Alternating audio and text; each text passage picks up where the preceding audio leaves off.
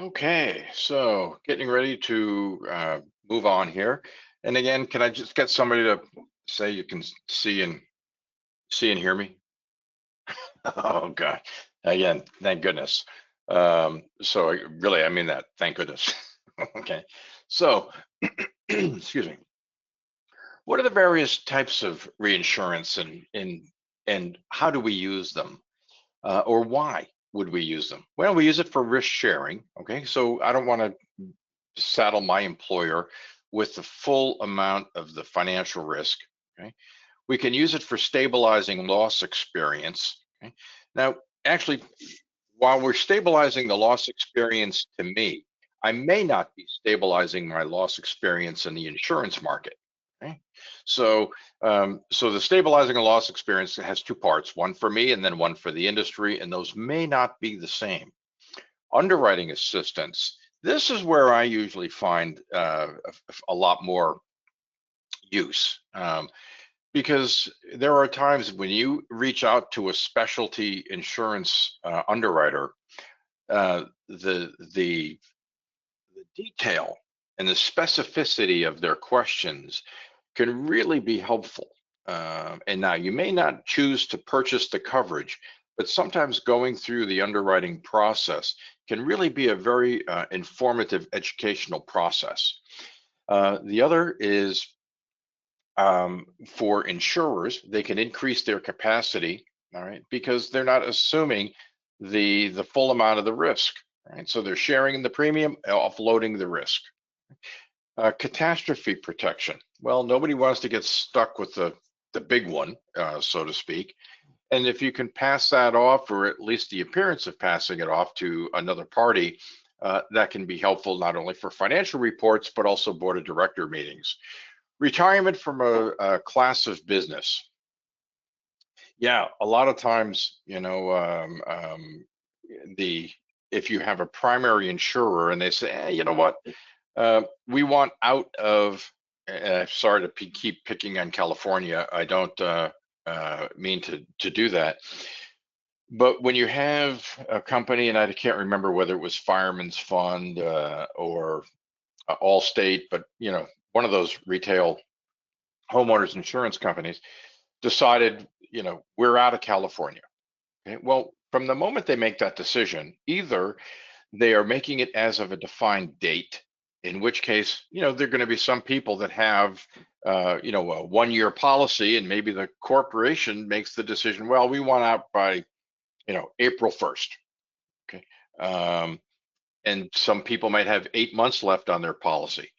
Well, usually when that happens, the insurer will do either of two things. One, write no new business, and as people expire, they don't replace it. So it's kind of a phasing out. The other thing that they may do is they may approach a reinsurer and say, hey, Swiss Re, here's our book of business. What are you going to charge us, or what are you going to pay us, okay, to take this book of business? Lock, stock, and barrel, effective April 1st. Okay. So another way they could go about doing that. Know the definition? Contractual agreement where one insurer takes on the liabilities of another insurer. So Jules is a new underwriter with Alpha Insurance Company, right? So Alpha is probably going to be our lead, okay? He has a very frustrating time with his reinsurance submissions to Xenon. No matter what type or size of risk, they are all rejected by the reinsurer. Please help Jules by explaining why this may be happening. Well, why might that be happening? Maybe, okay, it's a risk that the reinsurer doesn't want to write. Okay? Maybe it's not covered by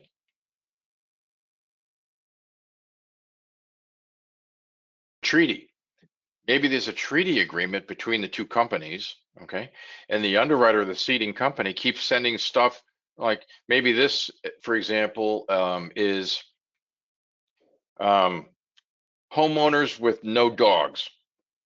Okay? And if you have a pit bull farm, all right, maybe you need facultative. And so the underwriter keeps sending homes that have pit bulls to the reinsurer that's under the treaty, who has an agreement that says no dogs. Okay, so it could be a couple of different things. All right, so that might be a case. Okay. Okay, thanks, Sarah Lee. Sarah Lee goes, California is fair game. Okay, touche. At any rate, but we'll stay away from the politics, or try to. Amelia is the Chief Operating Officer of OMI Insurance Company. She is concerned with fluctuating operational results. So just that sentence alone. She's concerned with fluctuating operational results. So that may be a profitability issue, in which case they may not have the funds to pay losses within their deductible self-insured retention. Okay? Or maybe she needs to stabilize losses, okay, which will add to more predictable operating results. So not sure. She knows that this is common in the industry, yet wishes to have better predictability of results. One option she has identified is reducing the number of high exposure accounts on the company's assets. Okay, I think that might be a typo there, which would impact revenues and reduce some losses. Can you recommend an alternative solution for Amelia? Yeah, reinsurance. Okay, absolutely, bingo. That's exactly why we do that. Some degree of risk is inevitable in business. As such, it is essential for organizations to employ methods of financing risks. Okay? Most financing programs use a mix of internal and external. When it comes to insurance, underwriters and risk managers have different perspectives on what makes risks insurable. And it's funny that to actually read this sentence, that underwriters and risk managers have different perspectives on what makes risks insurable. Well, sometimes those difference in perspectives is because one party does not fully understand the risk. Yeah, and that's often the case. From the insurance underwriter's perspective, an insurable risk must be widely shared. Okay, now, depending upon my deductible size or self-insured retention, I can offset that concern. Right? If I have a $10,000 deductible versus, $1 million deductible or a $5 million deductible, okay, underwriter might be more interested. On the other hand, the risk manager views insurable risks as severe threats, okay, that exceed the organization's tolerance. Well, if I'm a DuPont, for example, my risk tolerance might be greater than if I'm Barney's machine shop. Meanwhile, the agent or broker concerned with maintaining the client relationship takes on the challenge of finding a market willing to offer a quote, even if the risk is difficult to insure. These different perspectives highlight the tensions between managing risk and securing coverage. Okay, so let's get out of this and then move to section 2. And here we go. Thank goodness that worked without turmoil. So what are some of the decisions that we have to make when we go through this? Well, okay, we're going to do internal or external financing. Do I want a deductible or a retention? And what are my key risk financing characteristics, right? And in the very basic sense, we've all encountered a quote, and then there's a third-party risk or premium financing company, right? And one of the logical questions is, what's the interest rate that the finance company is charging? Okay, so that's an example of risk financing characteristics, an easy one. So some of our objectives here, right, and again, you want to be able to answer these right pretty comfortably. Okay. Explain how internal and external financing sources influence a risk manager's risk financing decision making. I do this all day long, okay, when I'm not arguing. Okay. Calculate loss indicated premiums and make risk financing recommendations based upon the results. Describe the key components of total cost of risk. Explain how total cost of risk is used in risk financing decisions. Explain how each of the 9 characteristics of risk financing impacts a risk financing decision.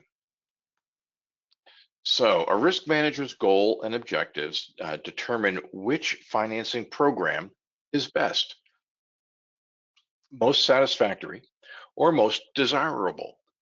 Remember, though, I'll share with you what may be acceptable to the risk manager may not be, but the goal is to be, okay, rather than not to be, um, in alignment with the board of directors. Okay. Last thing you want is a risk manager cowboy out there doing whatever, and the board is clueless as to what their exposure, financial exposure, really is. Three questions that guide the decision making is the program most efficient use of resources? Now, I will share with you most efficient use of resources is a judgment call. Okay. Judgment calls usually go before board of directors. Okay. Somebody to decide, well, let's say, for example, 1 year, the business owner says, I'm going to have to buy a new metal stamping machinery. Okay. $375,000, 25,000 installation. Okay. 2 weeks of startup, training. And maybe that year they say, man, you know what? I'm going to use the resources that I would have used for deductible payments. Okay. Going to shift that to the insurance company. Yep, I may pay a little bit more for that, but I want to have predictable results so I know I can put X number of dollars into that new piece of machinery I'm going to buy. That's why it's a judgment factor. So now when you're doing your analysis prior to going to the market, one of your questions ought to be to your prospect or renewal: any unusual capital expenditures that you're planning for the upcoming year? Okay. Nobody asks that question, but yet it's a really valid one. And if the answer is, yeah, I'm expecting to upgrade my fleet and I'm going to buy 60 new autos. Okay. Well, are you going to lease them or buy them? If you're going to buy them, how are you going to finance that? And, would it be of more interest to you to have greater security under your insurance program, i.e. pay a little bit more for a guaranteed cost program? Okay. Or, do you want to just kind of, see how it goes? Right? So logical question. And as a buyer, I'm going to look at that and go, oh, here's somebody that gets it. Okay. Because we're not out there selling insurance, right? We're out there selling, a business plan. Okay. And the business plan always revolves around cash, money. Where does it go? Is it going to the best place? Okay. And that's the best value. The amount of resources available to meet a company's objectives drives discussions regarding cost versus value. Now, where do you think these discussions take place? There's two places. One is the boardroom. Okay? The other is between you and your prospect or your renewal.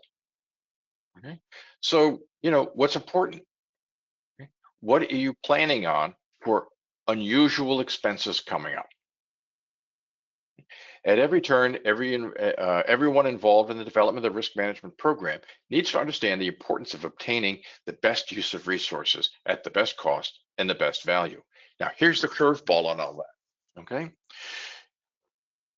On day one, when everybody makes a decision, okay, and we account to probably 25 different people, okay, and that is a bit of a hurdle because one of them might say, yeah, I want a $500,000 deductible, and their allocation for cost might be 10 grand. Okay. Whereas if they got a $10,000 deductible, maybe their allocation would be 450,000. Okay. Well, end of the year comes along, they chose the 500 and they paid 275 in losses. Okay. So then they go, well, geez, Dave, thanks a lot. We would have made budget, okay, except for this $275,000 in losses we had to pay. You should have given us an allocation based upon, a low deductible of 10 grand, and that's when I have to remind them, one, that's what you chose. Here's why you chose it, okay, because at $250 in losses that you paid, plus your allocation of risk transfer premium of 10 grand, now you're at 260, okay? The losses would have been 450. So actually you saved in a rounded 250. So what's your beef? Okay. And have that all the time. Okay. So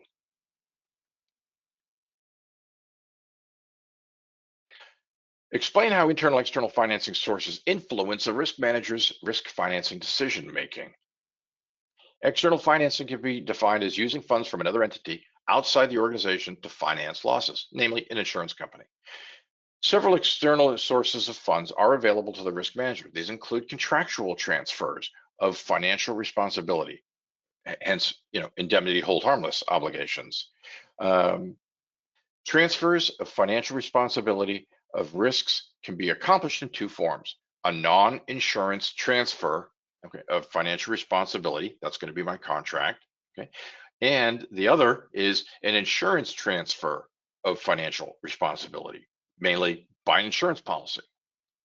Now, I also might use a combination of those. So another example of something you could put in a proposal or a renewal: a non-insurance transfer is accomplished through the contractual use of. Now, contractual use, non-insurance transfer. Well, that's why when you get a piece of a contract that's got section 19.2 that outlines the insurance requirements, and it doesn't contain an indemnity agreement, okay, well, you have to understand what that is, because it is a non-insurance transfer. Maybe you go back to your customer and say, you know what, you ought to have a stronger indemnity agreement language. Now, you might not be the author of the language, but I mean, it's certainly a discussion point. Insurance transfer, okay, insurance transfers is using external funds to finance risks in exchange for premium. Insurance is not a transfer of risk. We've covered that one already. All right, so it's a financial arrangement. Internal financing, okay, I'm going to pay for this out of cash flow. Internal financing, okay, internal funding that may take the following forms. Now, again, another thing, this type of a thing could put in a proposal. So how do you want to pay for your losses? Okay, by retention, a maintenance deductible, a small deductible, large deductible, self-insured retention. These are discussion points. Okay? Now, we're talking about all of this before you actually put a proposal with numbers in front of them. This is kind of the blueprint, if you will, of building a house. You decide, where does the bathroom go, how many stories, all that kind of stuff, before somebody picks up a hammer. That's what you want to, at least from my perspective, do before you're scrambling and beating up on an underwriter. This is not, I need a lower rate in order to sell this. Well, maybe, right? But for your longer term customers, they want to understand this, the transaction, and know, is this the best transaction for them at that point in time? Because next year the circumstances may change. All right, next year the property rates may skyrocket, so they need to increase the retention or convert to a large deductible from a small deductible. Right, so it's always different. Okay, so let's be sure we can do this table on our own. So what's a maintenance deductible? Okay, what's a large deductible? And what's a self-insured retention?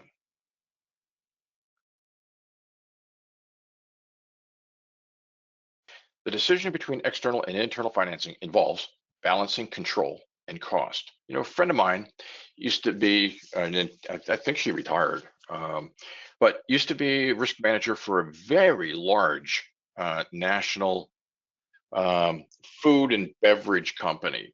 And they would provide food and beverage for baseball parks, concert halls, you know, what else? Well, those are the two things that immediately come to mind. And big operation, I mean, huge. And the interesting thing was, okay, they chose to have a guaranteed cost on their workers' compensation, right? And if I remember correctly, her monthly installments for workers' comp alone was $5.5 million per month. And I was like, wow, like, why wouldn't you put this under a large deductible and or some other method? And she said, you know, it's the board's decision. They are not an insurance company, and they don't want to get into reserves, collateral, and all the rest of that. Okay, we just transfer 100% of the risk. Okay, and again, kind of an unusual circumstance, but that was their philosophy. Okay, so Cafe Italiano is a neighborhood trattoria. It has about 15 tables and serves about 60 meals on a weekend night. The kitchen staff is comprised of 2 line chefs, 4 sous chefs, and an expediter. The restaurant offers valet parking. The management team is reviewing the potential exposures the restaurant faces. For each of the exposures listed below, determine whether internal financing, external financing, or a combination of the two would be a good fit. Knife cuts sustained by the kitchen staff. Okay, well, I'm probably going to look at that and say, you know, happens every day. All right, probably look to retain that with internal financing, small deductible, that kind of thing. Okay. Food poisoning. Well, whoops, sorry. Food poisoning. Well, hopefully we don't get very much of that. Okay, you know, we'd really work hard to make sure that doesn't happen. Now that it could be, you know, a combination of both. Maybe, you know, for somebody that's moderately sick, okay, like maybe the food was only partially contaminated, versus if anybody has ever gotten food poisoning from shellfish, okay, like a steamer or an oyster or, you know, on the half shell. I will tell you, okay, and I live in a seacoast community, all right, you will wish that you have died. Okay, so maybe if you're a seafood restaurant, you want to transfer all of that to the insurance company. And if you're a deli counter or a burger stand, you know, maybe somebody will get a little sick, but, you know, an inconvenient, you know, maybe not that bad. Patrons slipping and falling due to food on the floor. Well, that's probably internal, all right, because that's something you should be able to, you know, manage on your own. Damage to the patron's vehicle during the valet parking. Okay. Well, you know, if I'm in a fancy section of town, I don't know, Beverly Hills or Bel Air or something like that, okay, you're trying to give California a positive note after talking about the wildfires. Okay. Maybe your average, you know, cost per vehicle is $300,000. Okay. You know, maybe it's a Bentley or a Ferrari or you know, I don't know many fancy cars, but you know, that kind of stuff. In which case, yeah, you know, if you were on a burger stand, you know, on the side or on the boardwalk in New Jersey, well, maybe, you know, not necessarily a big deal. Okay, you know, so again, judgment call. Okay, but understand the risk. Don't just treat it. The best treatment, okay, is understanding it. Just like going to the doctor. Hate to keep using, you know, using that example because we've all heard it before. And that is they go a fair amount of diagnostics. If you got a, you know, sore leg, okay, or foot, you know, they do an x-ray, they do an MRI, and I don't know, all those other things that they do. Figure out what's the problem first.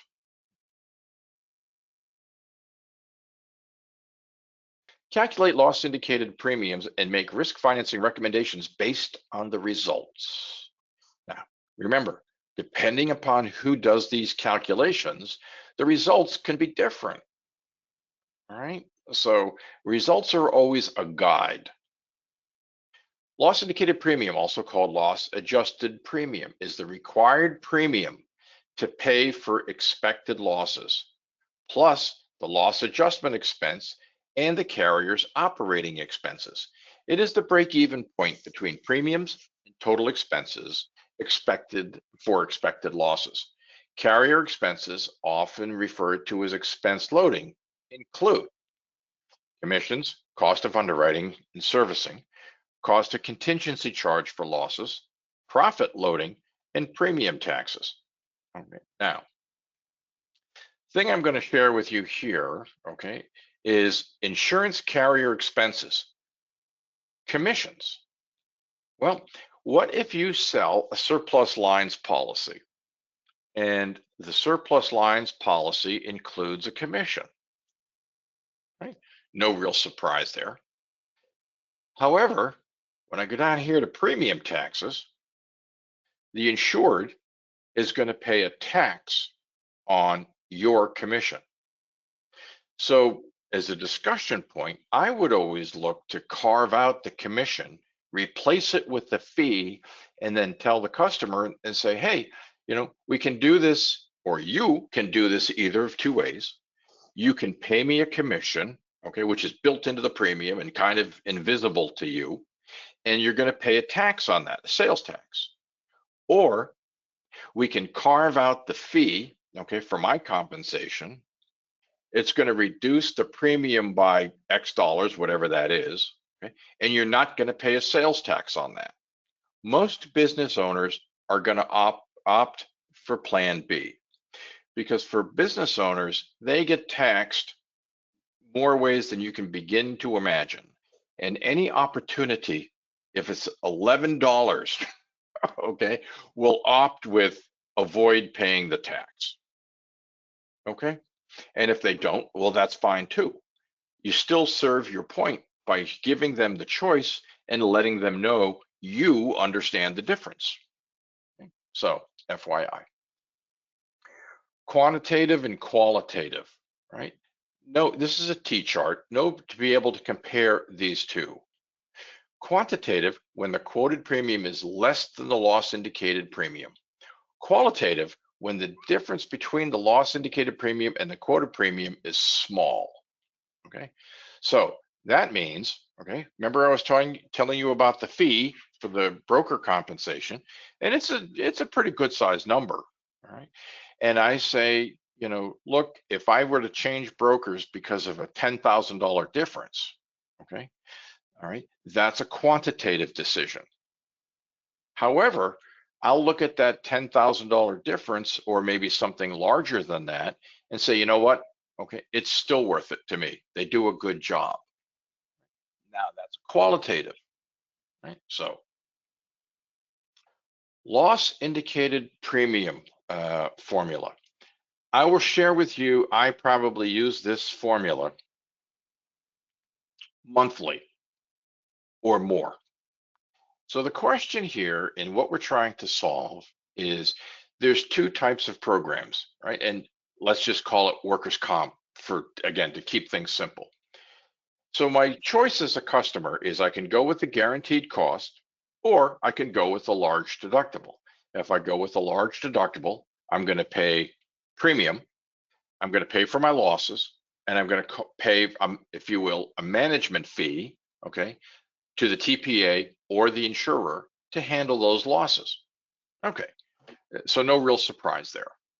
The question becomes, which is cheaper for the customer? Guaranteed cost, okay, or going to a loss sensitive program when all of those costs are broken out, but then added together for a year-end comparison. So a lot of times, especially if you have a large program, okay, and for us, it's a pretty good sized program. Underwriters, if I ask this question, Jim, give me a quote, okay, for comparison purposes on a guaranteed cost workers' comp program, and we're in, I don't know, 40 states, okay, for the US program. So give me a quote under guaranteed cost, okay, and I want to compare it to the renewal quote because I need to show management, hey, it is best to keep Dave employed in his role because it's cheaper for the company to have a loss sensitive program than the guaranteed cost. And so then my boss says, show me. And the way I'm going to show them is this formula, because the underwriter usually will say, Dave, I don't want to be bothered giving you a quote for guaranteed cost. Number one, I know you're not going to buy it. Number two, it's a waste of my time. Number three, okay, if I'm going to quote guaranteed cost internally within our insurance company, I've got to fill out a bunch of other forms, okay, before they'll, the quote department generates a number. So Dave, I appreciate your question, but I can't be bothered. That's what you're likely going to get. So what I do is I use this formula, okay, and X is going to be my guaranteed cost premium. So I've got his loss sensitive program, all right, and I'm going to say, it's $100. And under my losses and risk transfer premium and deductible payments, I'm at $75. So I'm going to take the X, which I don't know. I'm trying to solve that because I know the 75 because that's the quote I got from the underwriter. And so I'm going to take my expected losses, okay, for the upcoming year, and I'm going to divide that by 1 minus the expense ratio. Expense ratios you can get from an underwriter. Most underwriters are going to say, company confidential, can't be bothered, don't ask me that. Well, that's nonsense. You can get it from like AM Best. You can usually get an expense ratio by Googling it for a particular insurer, all right? So, and so ideally, okay, you want X to be greater than your loss sensitive program. Okay, so again, a great formula. Put that in your personal library, all right? And I would look to include that, okay, on every single proposal. All right, so then a question came up, what's a typical expense ratio? 35%, somewhere in there, right? Maybe 40%, but 35 plus or minus, usually plus, that'll be your number. But again, you can get that online on that. So assume the predicted loss ratio is associated expense for the coming year is 500,000. The underwriter indicates that the expense ratio for this line of business is 35%.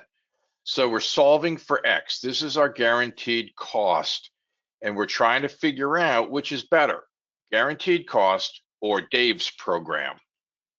So I'm going to take my loss forecast, which is 500,000, also known as a loss pick for the upcoming year. I'm going to take that and I'm going to divide it by 1 minus the expense ratio, 1 minus 35, okay? So, okay, 500 times the 0.65 is 769. Now, ideally, okay, so this is my guaranteed cost. Again, it's an estimate, right? And it's a reasonable approach. Okay? So my guaranteed cost program from Travelers is 769,000 a year. Okay, hopefully, okay, and I mean that, hopefully, all right, the internal cost, Dave's salary, his team, okay, losses that we pay for, the reduction in premium because we have a large deductible program, I add all that up, okay, and hopefully I'm something enough less than 769 that the company says, yeah, okay, that's worth it. Dave's worth it.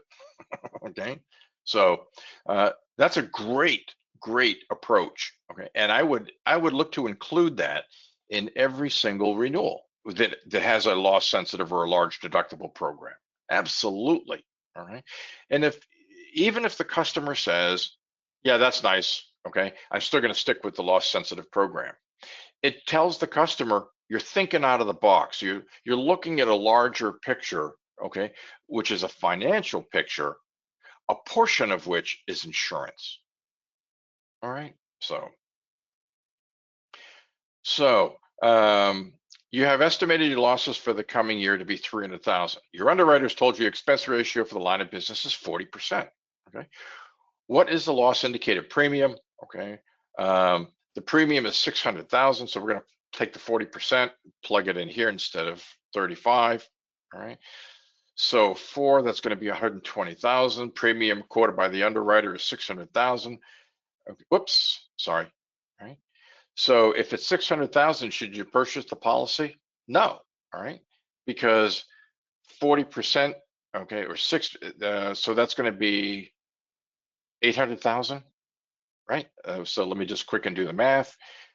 So 1 minus 40% is 0.6. 0.6 times 300 is 180,000. The underwriter is going to say 600,000. Should you purchase the policy? No, no, because the insurance, the cost of the insurance is 600,000. The internal cost is 180.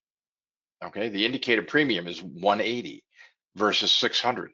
So if it's 180 versus 600, what's the difference? What do we call that? Okay, a screwing. Okay, it's sticking the customer. The underwriter is going to clean up on that, right? And so, and then it's, again, the difference in the premiums, you know, on the different quotes, right? So, you know, that's the thing that you should be calculating, okay? And let the customer know this is what the market's doing, right? And whether they agree or disagree doesn't matter. You're showing them I'm thinking bigger than the rate. So we're going to talk about the key components of total cost of risk. It's a risk management tool used to direct risk management decisions. Total cost of risk, or TCOR, okay, is comprised of all costs related to organization's risk management program. Okay, wait a second. Okay. Thank you, Gabriel. Okay. Okay, so Gabriel corrected my math. So thank you very much. Let me back up. Okay, so, all right, the 0.60 times the 180, okay, is actually 500,000, okay? So sorry about that, all right? Nope, so Gabriel, thank you very much, okay? Now, see, if you were in class, I'd have you stand up, okay? But you're safe, all right? So no, thank you very much, again, appreciate that. So we're comparing 500,000 to 600, all right? And again, the excess, the $100,000 difference is going to the insurance company. 400,000, yeah, that's less than the indicated premium. I'd grab this all day long. Now this one, you know, maybe there's some advantages for the 10,000. You know, maybe not, you know, for the buyer to decide. All right. So Gabriel, again, thank you very much. Greatly appreciate that. Components of the total cost of risk. Insurance costs, premium costs, right? That's normal, right? You expect that. Retained losses or my deductible obligations. Okay? Risk management department costs. So my salary and the salary of my team, right? That's part of it.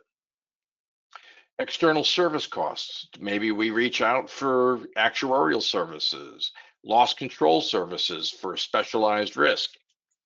Quantifiable indirect costs. And this is kind of squishy, all right? So we don't, in our calculation, we don't normally include that. So let me ask you a question on this, okay? Retained losses. So the term retained here, okay? Is there a difference, okay, between a self-insured retention and a deductible? Now, I know you know the answer to that is yes, all right? But the part of the question that becomes a little more intriguing, okay, which is where I'm trying to go with this. And that is that when we apply, okay, an additional insured, does the additional insured care what my deductible is?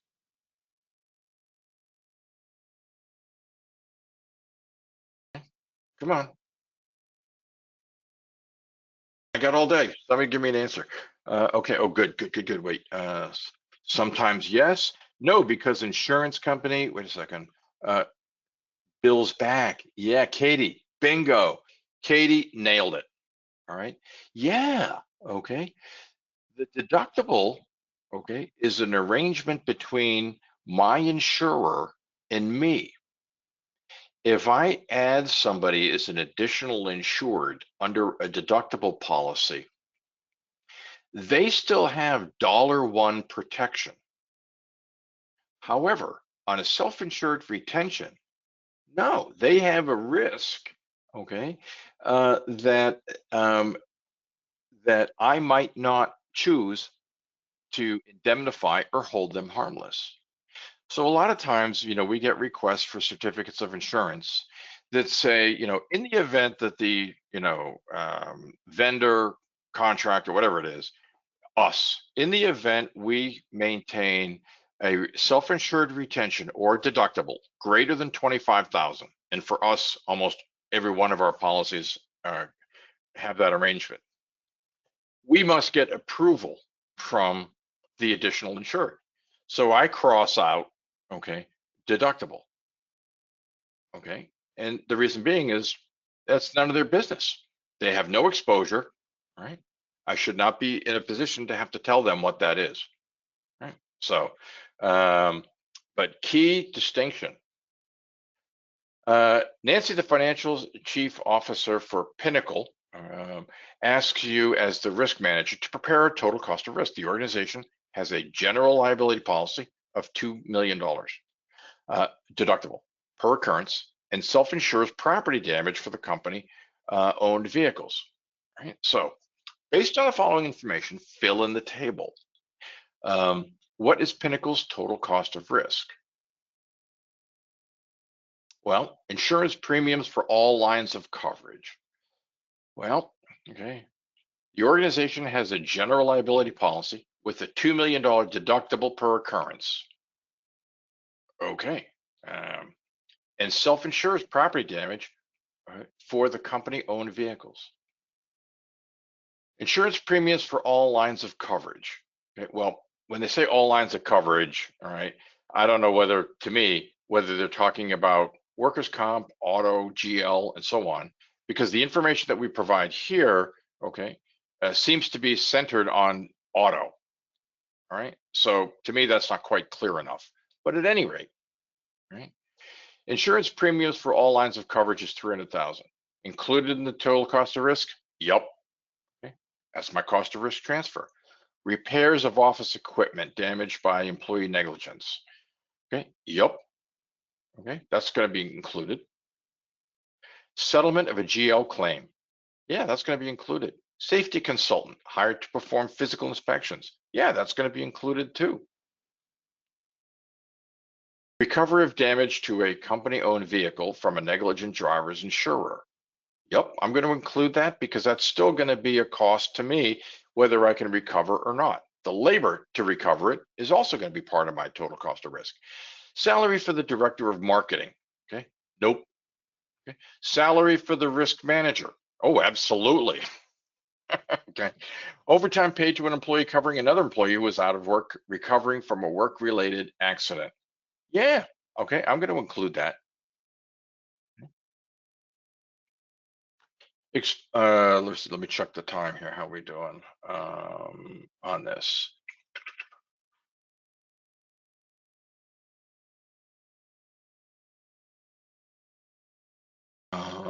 Oh, okay, here we go. We're good to go. So explain how each of the 9 characteristics of risk financing impacts a risk financing decision. Now, anytime we see, know the characteristics, in this case, 9 characteristics, we're probably going to really want to know them for future reference. Okay, so that being the case, all right, sure. So here are our characteristics. What defines, what impacts our risk financing? Well, degree of loss sensitivity. So let me ask you a question on this one. So does the degree of loss sensitivity, is that more or less important based upon attachment point, deductible, or self-insured retention? Right? What do you think?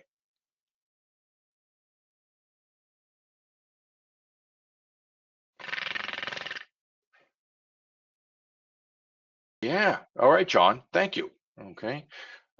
Depends. Yeah, Charles. Okay, got it. Okay, depends on the high attachment point or SIR. Yeah, absolutely. So remember, the degree of loss sensitivity may impact one company or be a huge decision-making component, and another company may say, I could care less. Degree of certainty. Well, some companies like the vendor that I was talking about that provided, beer and food at concert halls and sports facilities. All right, for those folks, they liked having an absolute guaranteed annual premium for their workers' comp. Again, subject to audit. I understand, but they like that. Right? Costs and pricing, collateral requirements, a little bit beyond this component, but yeah, that can be a huge factor. Cash flow possibility, accounting and tax impact, plan flexibility, service options, degree of retention. So yeah, service options for us, okay, for the medical products unit, service options are paramount for us. We have an entirely different panel of defense attorneys when we get a claim in. We are not going to deal with, a slip and fall defense attorney when we really need, medical, product failure and related bodily injury. Two different arenas. Degree of loss sensitivity and degree of certainty. Loss sensitivity. Degree of loss sensitivity is the impact that the frequency and the severity of losses will have on the risk financing program. Certainty, being able to accurately predict costs associated with the risk financing options. Costs and the pricing should align with the organization's risk appetite and the ability to achieve risk financing goals. So how do you know what the risk financing goals of a company are?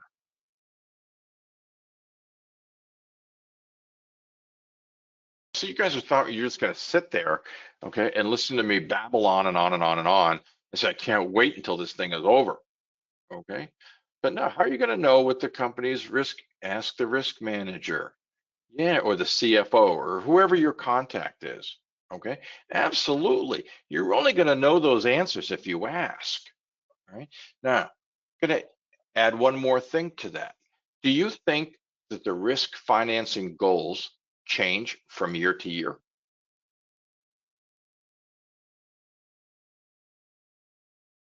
Absolutely. Thanks, Marlena. You got it. Okay. Yeah. Okay. So again, before you even, what are your payrolls? Give me an updated fleet list. Give me a certificate list. Okay. Blah, blah, blah. All right.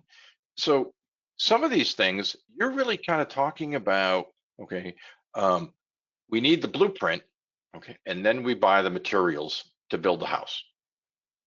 All right. So got to ask those questions. Analysis must consider non-financial costs as well, including time, resources, opportunity. Now, for total cost of risk, these are kind of a second tier approach, right? So, depending on the company, the importance may vary just a little bit, all right? But risk financing costs. Now, resources, how capable is the organization of responding to events beyond its control? Yeah, maybe well versed. Maybe we're just waiting for that to happen. When we have a pollution claim, we're really prepared. We know who we're going to call no matter where it is. Okay. They're there within an hour and a half.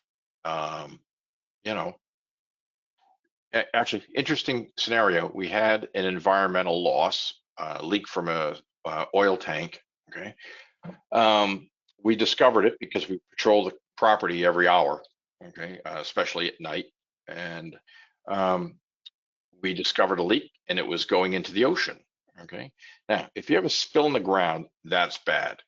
If you have a spill that goes into the water, okay, that's 10 times as bad as being, on the land. So when you have oil on the water, okay, you drop everything and look to solve the problem yesterday. So at any rate, we report the claim. Preliminary information is coming in. So we put a reserve on it of $2.5 million. Okay. Insurance company says, nope, that's not enough. Okay. We want 5 million. All right. So, I don't know, we're into this now for 4 or 5 days. We're starting to get a very good handle on the scope. So we now estimate this to be about 500,000, maybe 600. All right. Point being, nowhere near, okay, 5 million. All right. So we go back to the insurer saying, look, time to lower the reserve. Here's the preliminary, here's the scope. The insurance company says, well, we think you're lying to us. Okay. I mean, you say it for what it is. Okay. And I said, well, if I had feelings, I'd be offended. But, I don't have feelings, so I'm not the least bit offended. All right. So we ended up on this. Okay. We were off by $70,000. All right. So I think we ended up at this at 460,000 or something. Okay. And the insurance company couldn't believe it. They kept saying, there's no way. There is no way. You're playing with the paperwork. Okay. And that's stuff that, uh, is important. Now, medical products might be a little different answer. Right? Do we have enough money set aside? Lost opportunity. Okay. We had a key press, high pressure press, that the tank ruptured. Okay. And it's a 1-year waiting list. So you put your order in now saying, we need a new tank. And their answer is, call me in a year. We'll put you in line. Okay. So, a little bit of a problem. Okay. Top-down pricing. Okay. Now, this is funny. I actually just bought a car. Okay. And so top-down pricing, and I'm going to equate it to a car. You start with the sticker and see how much they're going to give you for reductions, as compared to bottom up. Dealership, how much did you pay for the car? Okay, and I'll give you $500 over sticker or invoice price. Okay? You want to do the same kind of a thing on your insurance. Not so much to beat up the various vendors, but to decide what's important and what's not. So know the table.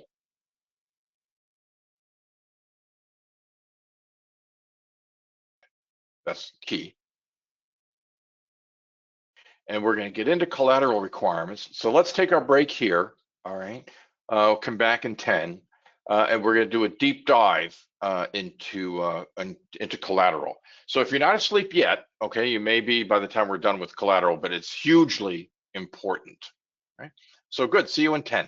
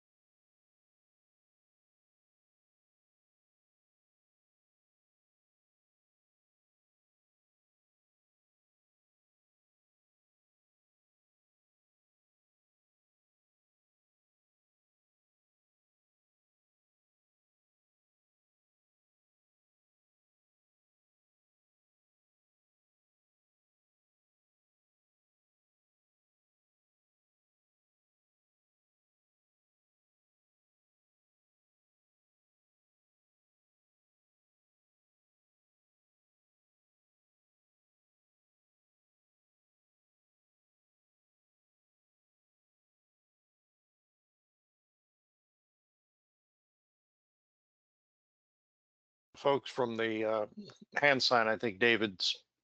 Okay, can you hear me now? Yes, we can. Can you hear me now? Oh. Thank goodness. So thank you very, very much. Okay, so let's jump into collateral. Remember earlier on, we were talking about incurred loss, paid loss, and reserve. And the example I think that we were talking about is the incurred loss is $100. We've paid $20, and the reserve is $80. Well, under a deductible program, the insurance carrier is responsible for the $80. So if I were to go bankrupt, okay, the insurance carrier is responsible to pay the $80. The other part of the question that we had was, does an additional insured care if I'm a deductible or a retention? And the answer is, for a deductible, no, because they're guaranteed, coverage at $1. So their guaranteed coverage is because I have a backroom deal with the insurance carrier to say I'm going to reimburse you. That's got nothing to do with the additional insured, or using the example of workers' compensation, it has nothing to do with the injured worker. Okay, so the way the insurance company protects themselves for the $80 is they're going to require me to post some sort of collateral. Okay. So rather than the insurance company being at risk for 80, they might, and again, this varies a little bit, the insurance company may go to me and say, well, Dave, we're a little concerned about your company because you're privately held, and it's not the same. You're not the same as a DuPont or a Ford or a General Motors, recognizing, of course, GM declared bankruptcy and, okay, came out of it, but at any rate, and, true statement. And so they're going to require me to post some sort of collateral, a percentage of $80. So if they didn't like me at all, they felt most uncomfortable about our financial condition, they may require me to post collateral for the full $80. Now, that's quite unusual, all right, but that's one extreme. Or the other hand, they think that we are the greatest credit risk in the world. Okay, plenty of cash, good management, been in business for 1,000 years. Okay, in which case they might say, nope, Dave, no collateral is necessary for the $80. Okay? That's usually not the case either. It's going to be something in between. Now, let's assume it's 40% collateral. So $32 okay, is what they want collateral for. Right. Well, okay, I can either give them cash, okay, for the $32, and that's uncommon, all right, but it is possible. CDs, right, that's a little uncommon as well, but also possible. Okay, the most common form is a letter of credit. And for a letter of credit, it's simply a letter from my bank to the insurance company that says, Dave is good for $32. If he's not good for $32, we, the bank, we promise to pay you, the insurance company, $32. Right? So the insurance company says, okay, fine, collateral met, we're okay, let's go forward. But then for the letter of credit, the bank that wrote the letter to the insurance company, who's charging me 1%, okay, of the face value of the LOC, okay, is going to say, well, Dave, we want you to back that letter, right? So we want you to set aside cash or some other instrument, okay, financial instrument, to back the $32. Okay, so that happens behind the scenes. Surety bonds, again, possible, okay, not terribly common. It used to be far more common. Okay. Yeah, I don't know, 15 years ago. And, I'm not sure the age of the group here, but some of you may remember a chain store called Kmart. Okay. Anybody remember Kmart? And the other one is Sears. Okay. Yep. Okay, good. Thanks, Christine. All right. Blue light special. Oh my God. Yes. Funny story of blue light special, Charles. You'll get a chuckle out of this.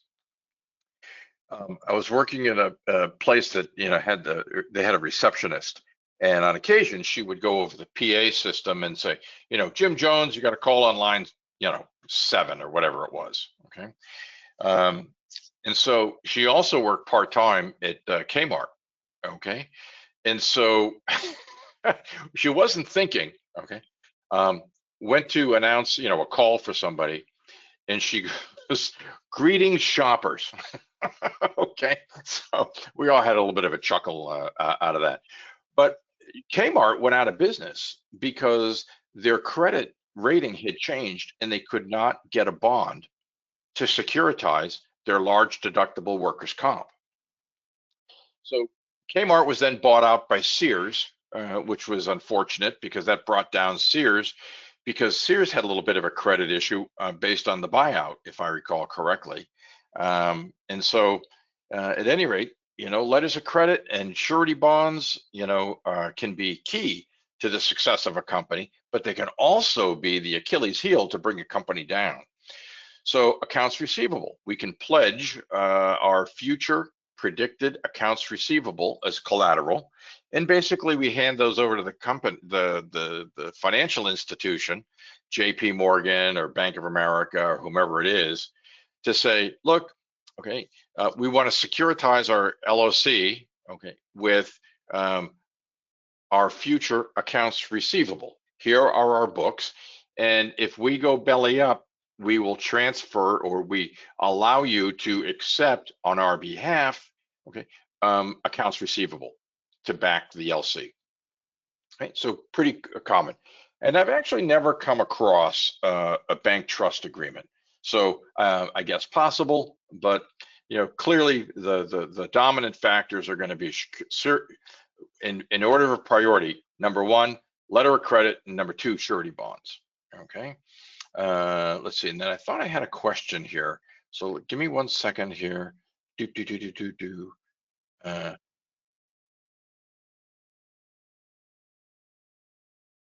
Oh, interesting, Charles. Okay, so Charles asked the question here. Does it ever make sense to buy a deductible buyback policy to ensure, okay, a portion of the deductible, okay? Then carriers have a guarantee of payment, okay? It all depends on the number, Charles, okay? Because remember, insurance companies are not in the business, okay, to lose money. Okay, they're in the business to make money. So they're going to charge you a fee for that credit risk. Now, of course, you're just going to have to do a comparison. What's the cost of the risk, okay, or increase in the rate of cost for the LOC, okay, as compared to the cost of a deductible buyback policy. Now, typically, I would expect the cost of a deductible buyback policy is sort of a unique and a specialized policy, and for that probably have higher rates than normal, if there is a normal. But it always comes down to the number, and so it would just be a comparison between the two. And I've never really seen a deductible buyback policy in use. I know of them. There've been discussions, but never had anybody actually do one. All right. So at any rate, let's see here. Oh, interesting. Another one from Marlena. Okay, we do this, and I'm assuming, Marlena, are you talking about a deductible buyback? Okay, or on the collateral requirements, the LC? If you could just give me a little more information on that. Oh, a buyback policy. Yeah, awesome. Okay, I wish we were in a class, Marlena, so you could talk about that a little bit more. So Marlena, just as I said, I've never really come across one, and we do have a habitational business. We have, I think it's 50,000 apartments for colleges and universities.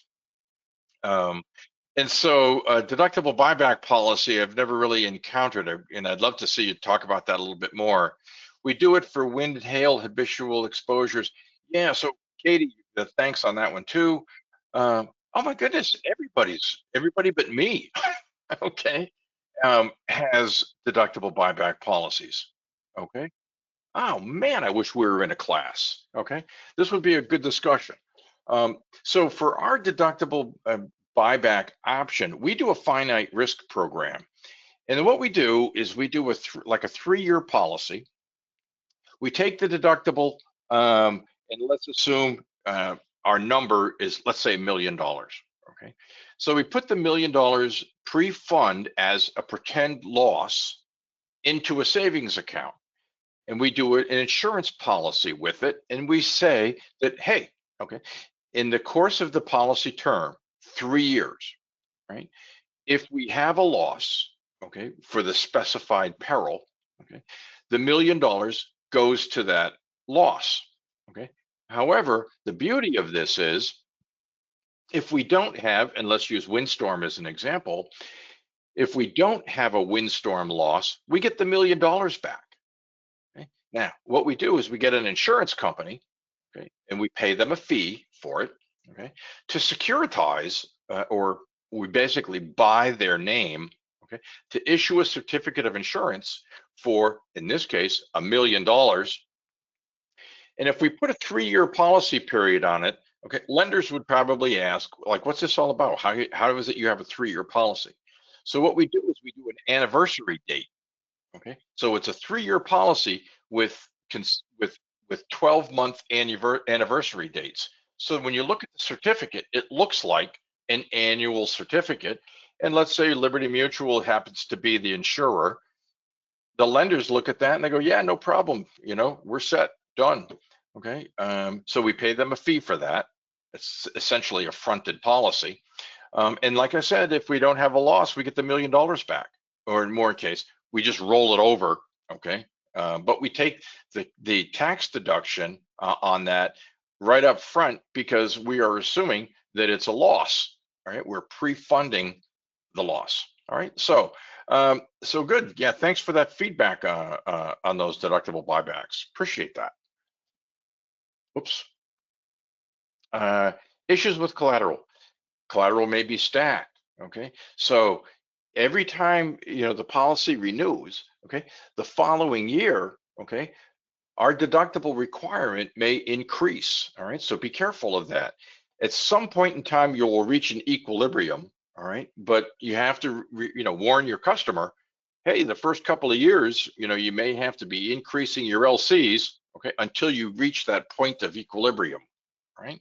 So, you know, be careful of that. Monitoring collateral requirements, okay? Love this. When we first started our department, true story, okay?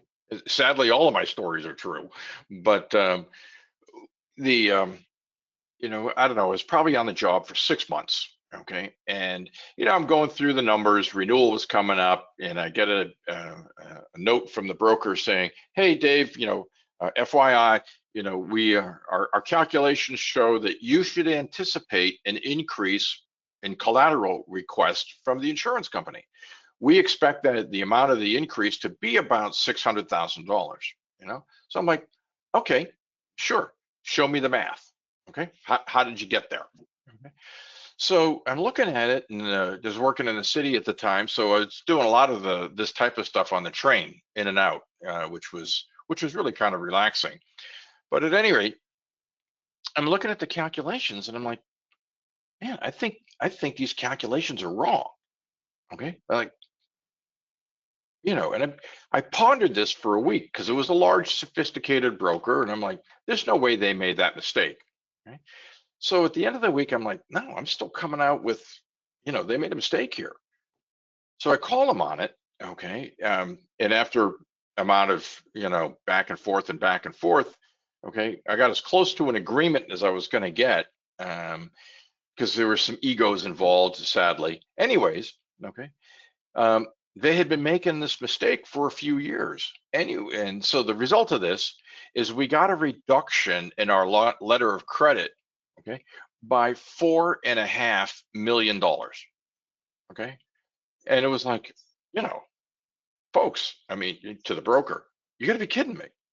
Okay, so collateral can be a big deal. Okay, and if you have somebody that is posting collateral, check the math. Here's how the stacking works. So, okay, in year one, okay, we're going to do some calculations. Okay, so our analysis is X1, X2, X3. So in the year one of our analysis, okay, we're going to look at our losses. Okay, the incurred is 250. We've paid 25, right? And so the reserve 225, right? Is everybody following that math? Are we okay? We're taking the 250 of total claim value that gets reduced by 25,000 because we've already paid it. So the reserve is 25. So also in year one analysis, we're looking at another year of losses, but this is our analysis date. Okay, that's what we're talking about here. In X2, okay, we got new claims, 100,000. We've paid 75. So now our new reserves, okay, are 250. And the way we get there is we go 250, that's the initial valuation. We've paid 25, that's our 250. We set this number aside for just a second. We're going to come back to that in a minute. Now, and the other year that we are comparing at this point in time is 100,000 in losses. Of the 100,000, we've paid 75. So 75 minus, or 100 minus the 75, we have 25,000 in open reserves. So we're going to take the 25,000 from this line, add them to this, and that gives us the 250. All right, we okay on that? Year three, we do the exact same thing. However, in year three, guess what? Year three, wow, we had a good year for losses. This was good stuff. We loved this all day long. And then because some of these other claims matured, right, we paid 175. So 175, okay, minus the 50 is 125, all right, a reduction of 125. So we're going to take the 250, subtract the overage here of 125, and that gives us a new reserve number of 125. Right? Now, on year one, this is our analysis period. The next year, whatever year that happens to be, but that's the next year we're going to do this calculation. Okay, and we're going to focus on year 2 and 3 because year 1 got paid off. So, and we're going to do that again in year 3. But the key here is notice how the reserves keep increasing. All right. So 125. Okay. Whoops. Sorry about that. All right. So we got 125 in this analysis period. In this analysis period, we have 325. And in this analysis period, we have 425. So how much is this total collateral going to be needed? So year one, the 125, remember, this is just 125, 325, 425.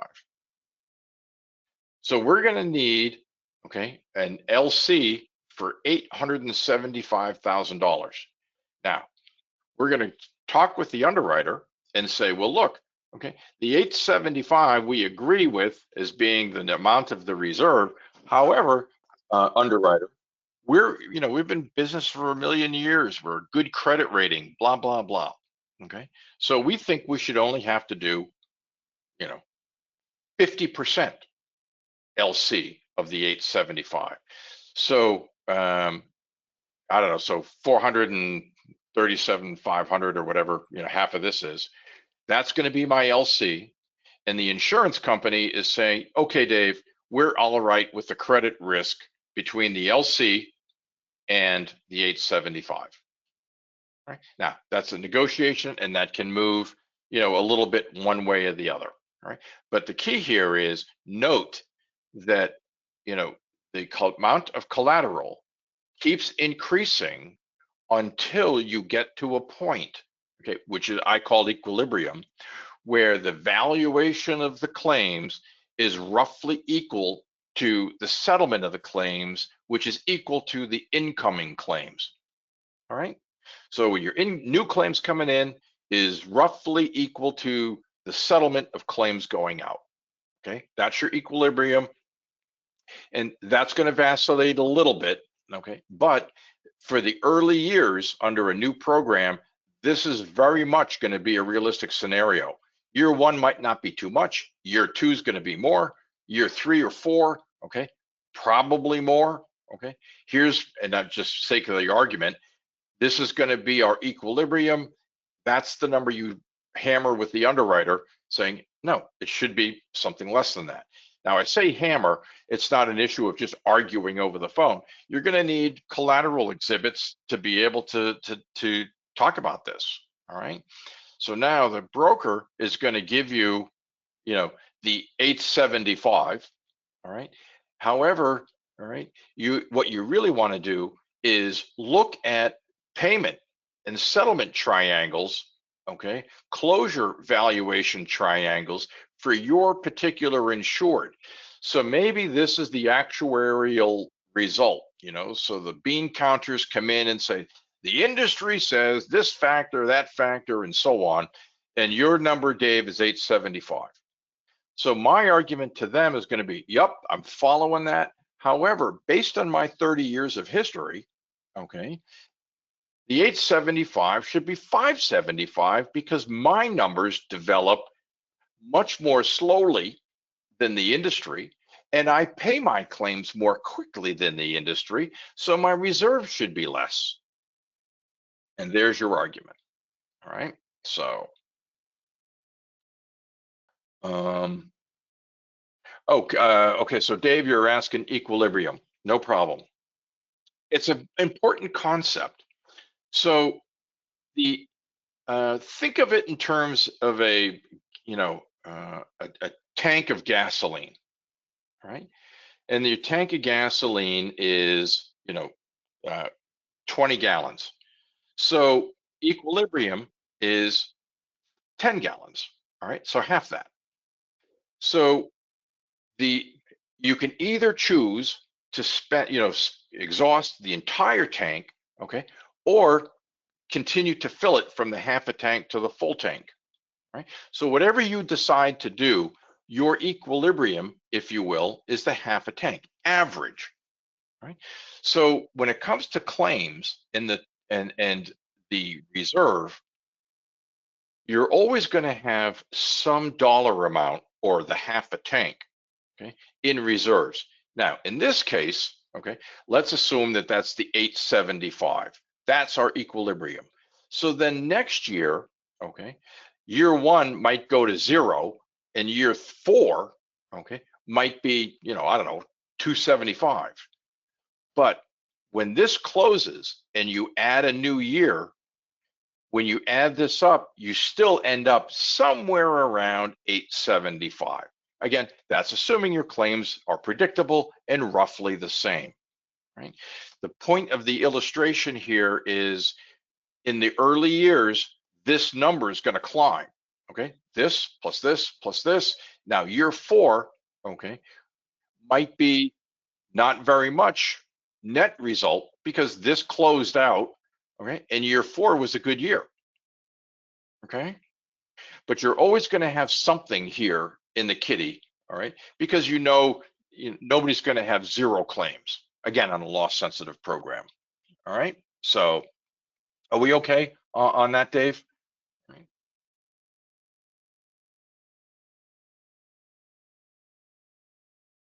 Yep. Okay, good. So yeah, he's all set, and I can't emphasize enough. That's important. Okay, because face it, if I were a buyer and you came in and you said, Dave, your annual premium can go from 500,000 to $90,000. Okay. If you go and absorb some of the exposure through a large deductible program, this is what you're going to pay in losses, as a prediction. I'm going to look at that and say, yeah, baby, love it all day long. But then you don't tell me anything about the letter of credit requirement, because that ties up my cash or assets.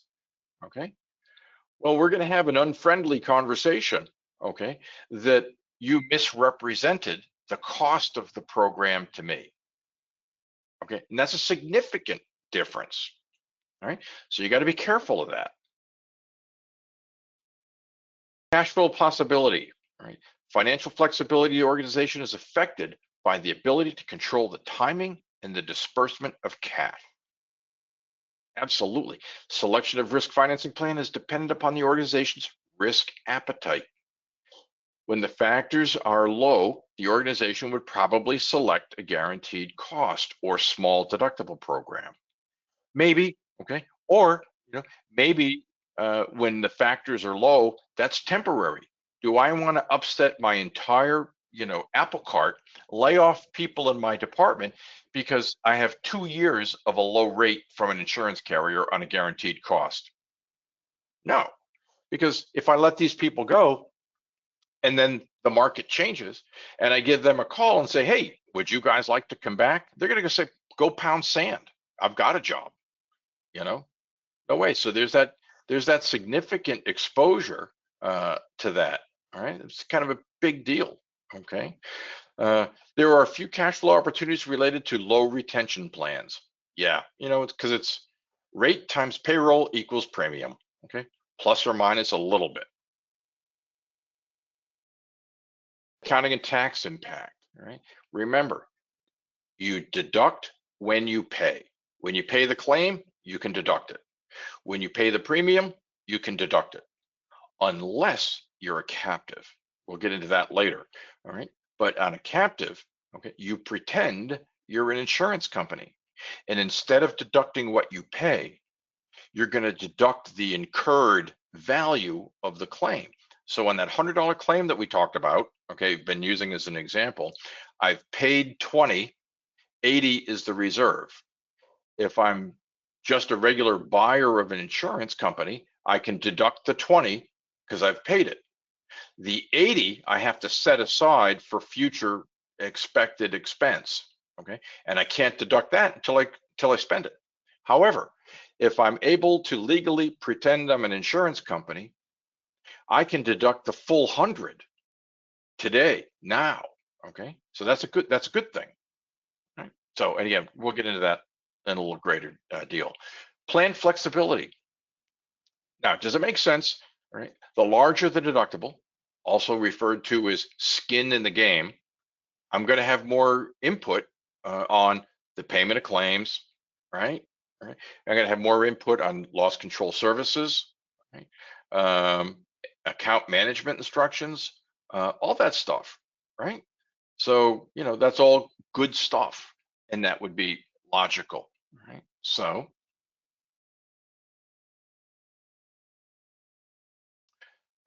service options. The higher the level of internal financing, the greater the amount of control by the organization. Sure. Okay.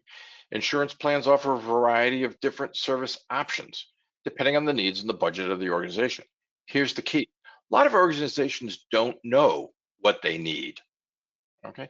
They might know what they need based upon, reading a book, okay, talking to another agent or broker who just knows the words but don't really know what it means or how they can incorporate that into a business plan. Okay, so know those differences, be able to talk about that stuff. Okay, what kind of a service option is it for me? Okay, as an example. Okay, and as we were talking, I got an invoice in from Denmark. Okay, well, they're not following the account handling instructions, and the account handling instructions are: don't send me an invoice unless the following. You identify in English the line of coverage, whether it's on installments. If so, is this first, second, third, fourth installment out of 5, 10, 12, whatever that is? Convert the currency to US dollars. Okay. Right. And they still don't do that. Okay, so example of a service plan.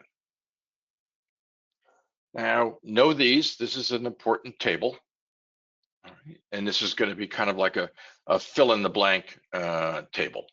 Right? So loss control options, claim service options, okay, actuarial assistance.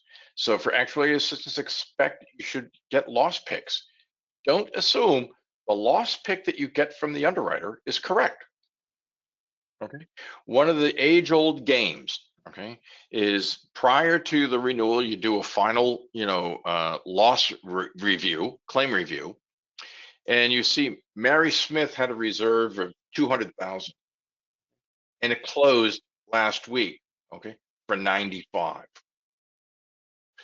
Well, okay, then the 95, the reduction in that should go into the calculation rather than the 200.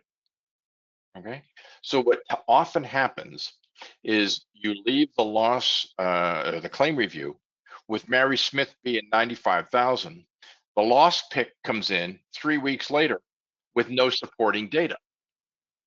And then when you finally become, a little bit insistent, you then get the data and you find out Mary Smith went in at 200,000 instead of 95. But then it's, the day before the renewal and you can't get the revised numbers. Okay.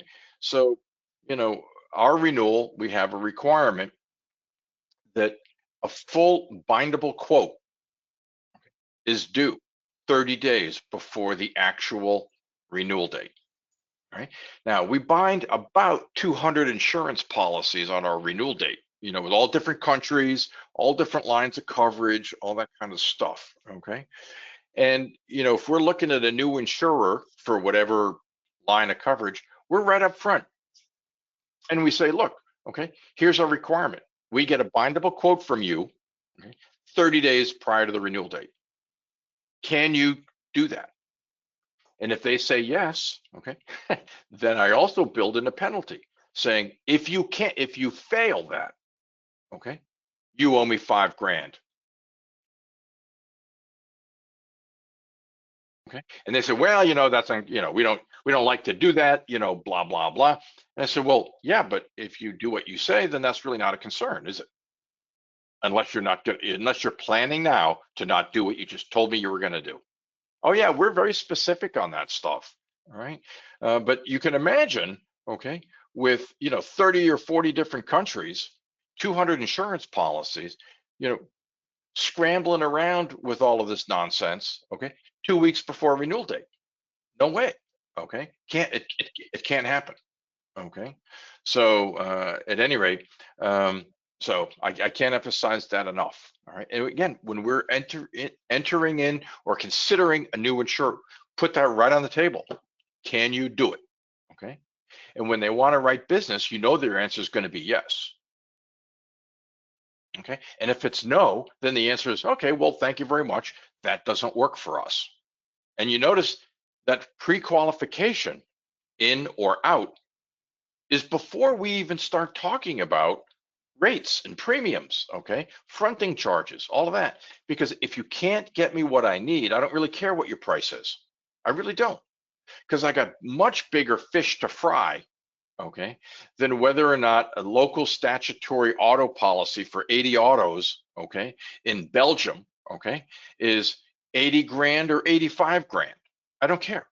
Okay, but if you can't get me auto ID cards and get the database updated within the national, database system in time, then you know what? That $5,000 doesn't matter. All right, because I've got 80 vehicles that can't be out on the road because the insurer can't get the job done. Okay, and that's, so many underwriters, they just can't get their head around that, which I think is fascinating. But oops, sorry. Okay, loss control. Huge. The least expensive loss is the one that doesn't happen. So we spend a lot of money on loss control. Right? Can't emphasize that enough.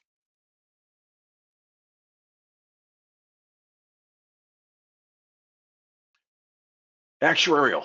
Okay, so we'll get into that a little bit more this afternoon. But there's two approaches to actuarial. One, understand the concept, what's happening and why, and how are the components of the calculation, how do they relate to one another? That's what you need to know, right? Now, are you going to be an actuary? Dear God, I hope not. Okay. You think you get shut down when you're at a social function and somebody says, well, what do you do for a living? You know, and say, well, I'm in insurance. Okay, done, conversation over. Okay. Now, if you say, well, I'm an actuary, okay, you won't even get the word out. Okay. I'm an you know, done, conversation ended. Okay. So at any rate, you have to understand the concept. Okay. And I will absolutely guarantee you there is money in the numbers. Okay. I have argued actuarial models, okay, to the point where they finally use ours. Okay? And it saves us a fortune. Underwriters don't like it because it behooves an underwriter to overstate collateral and loss picks and reserves. Okay? They love that stuff because that's money in their pocket. So you got to understand that. I can't emphasize that one enough. Claims management, man, okay, we are all over this stuff. Okay, you know, if Mary Smith was due in for, you know, an IME at Tuesday at 3 o'clock, okay, Tuesday afternoon at 5 o'clock, or Wednesday morning at 8:30, we're calling the adjuster. Okay, did she go? What were the results? And if she didn't go, we file a petition to terminate benefits because they're being uncooperative. They're not participating in the claim process.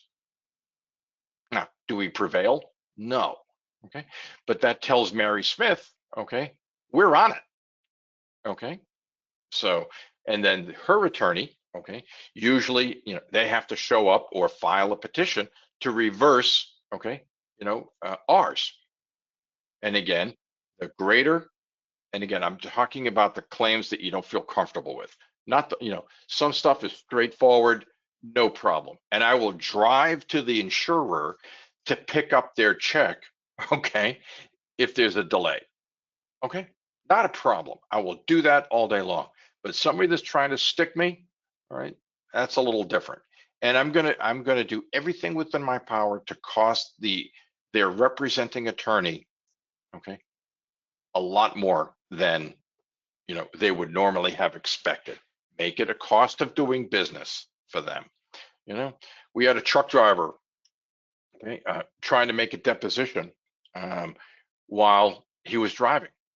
Okay, and so his attorney, who was wearing a Hawaiian shirt and jean shorts, okay, and I'm like, yeah, okay, you know, so you know, we said no, we're not doing a deposition while this guy's driving, and so his attorney says, well, he'll be in the office in 10 minutes. Okay, not a problem. So we hung on for 10 minutes. At 11 minutes, we hung up, said, you know what, you need to reschedule. See you later. I mean, you know, stuff is crazy. Degree of retention, right? You know, that's a group decision, right?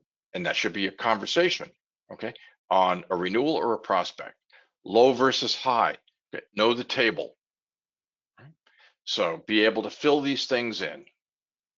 And a lot of this makes sense, okay? All right. So on a high, you know, on a high retention, and I'm jumping here to collateral, when it says here collateral could be required, okay, that's, you know, probably most definitely likely yes. Okay, you know, if I had a high retention program, okay, you know, I'm going to expect collateral. All right, now recognize here, and I think I would actually disagree with the terminology that's used, because if this is a retention, okay, meaning my responsibility, the insurer is probably going to not want collateral. However, if this is a high deductible, the insurer has a credit risk. In which case, with the credit risk, I would most definitely expect collateral. Okay, so just when words are important. Okay, so no responsibility for services. Okay, yeah, and you're probably going to get fewer services. Control of services. Now, for me, okay, the broker, having a broker insert themselves here and saying, hey, let's review the list of available loss control DVDs from the insurance company. Okay, here's a 9-page directory, okay, of available, call it self-help loss control services. Now, of the 9 pages, because I'm familiar with your operation, I would recommend, okay, these, and you highlight them. Say, here you go. However, take a look at everything else. It's included in your program, the cost, all right? So just all you have to do is ask for it, okay? Now you're different. So characteristics of risk financing, what is it? What is it, or why does it matter? Okay, again, fill in this table. At least for me, I think this is pretty straightforward, okay, indicating the various components, right? The key for you is going to be, fill in the squares, if you will. Continued. As we were saying, deductibility of premium and losses, okay, and the recording requirements for the losses and reserves, okay. Now, when do you do that? Okay, and it's when you pay it, unless you're an insurance company. And if you're an insurance company, the question, you deduct it when you reserve it, when you incur it. You provide what is the incurred number, okay, and that's the number that we deduct. We pretend that we've paid it, right? Knowledge check. For each of the scenarios below, state which financing characteristics might be most important. A technology startup company needs an insurance plan that accounts for its rapidly evolving product lines and fluctuating workforce. Now, okay, from my perspective, I would also assume that the fluctuating workforce and being a startup, claims might be an issue, right? So I'm kind of leaning in the category here of probably a guaranteed cost program, okay, low deductible, because as a startup, okay, they can't deal with, and again, supposition on my part, but I'm assuming that they can't deal with fluctuations in cash flow that's not planned. There's going to be enough other surprises that why intentionally introduce one, okay? And they're probably not terribly sophisticated with insurance. Whoops, I'm sorry. A construction company wants to retain control over claims management and a loss control process. Okay, larger retention or deductible program.